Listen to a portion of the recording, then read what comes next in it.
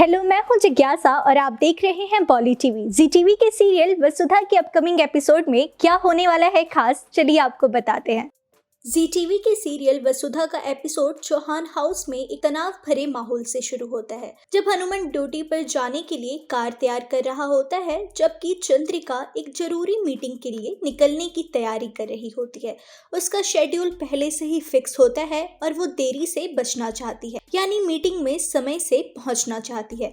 सब कुछ रूटीन के मुताबिक चल रहा था जब तक कि किस्मत दखल नहीं देती, और वैसा ही हुआ। जैसे ही हनुमंत उसके हुक्म का पालन करने के लिए आगे बढ़ता है, वह अचानक अपना संतुलन खो देता है और जमीन पर गिर जाता है। उसके गिरने की आवाज से सब चौंक जाते हैं। चंद्रिका एक सेकंड के लिए जम जाती है। उसे समझ नहीं आता कि वह क्या देख रही है। वह हनुमंत की ये हालत देखकर काफी ज्यादा डर जाती है। वहीं देव और वसुधा भी हैरान हो जाते हैं। वो दोनों तुरंत आगे बढ़ते हैं और हनुमंत को पकड़ लेते हैं। इससे पहले कि हनुमंत को और चोट न आए, हनुमंत के मुंह में से झाग निकलने लगता है। उसका शरीर कांप रहा होता है और उसकी सांसें अनियमित हो जाती है, जिससे ये लग रहा होता है कि उसे दौरा पड़ा है।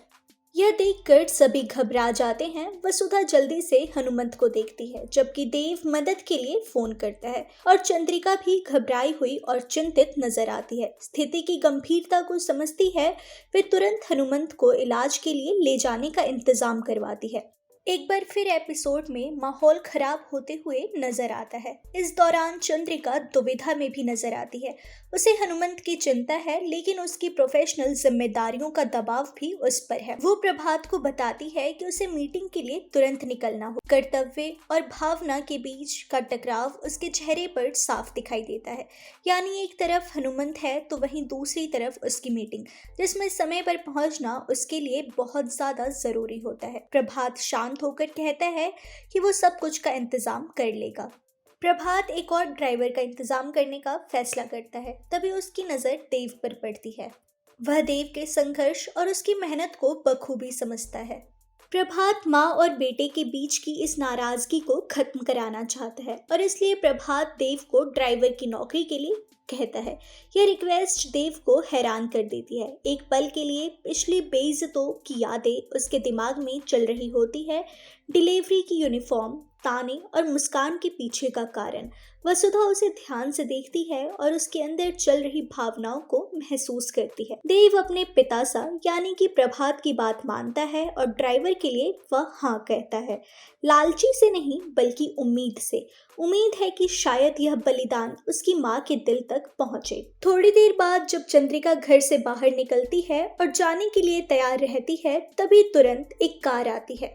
ड्राइवर आगे बढ़ता है और वो और कोई नहीं बल्कि देव होता है। उसके सामने ड्राइवर की यूनिफॉर्म पहन के वो आता है। चंद्रिका उसे एक नजर देखती है, यानी कि वो पीछे से देव को देखती है और उसका नाम पूछती है। चंद्रिका यह जानने के लिए काफी उत्सुक होती है कि ड्राइवर इतनी जल्दी कैसे आ गया। तभी ड्राइवर यानी कि देव पीछे मुड़ता है और देव सीधे उसकी तरफ देखता है और शांति से कहता है कि उसका नाम देवांश चंद्रिका चौहान है। चंद्रिका जैसे ही ये सुनती है, उसकी सांसें अटक जाती हैं और सच्चाई का एहसास होते ही वो हैरान हो जाती है। उसके सामने खड़ा आदमी जो ड्राइवर की ड्रेस में है, वो और कोई नहीं बल्कि उसका बेटा है। वहीं वसुधा दूर से ये सब कुछ देख रही होती है। उसका दिल जोरों से धड़क रहा होता है।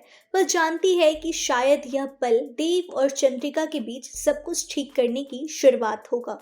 तो वहीं प्रभात को भी यह यकीन होता है कि शायद सब कुछ ठीक हो जाए।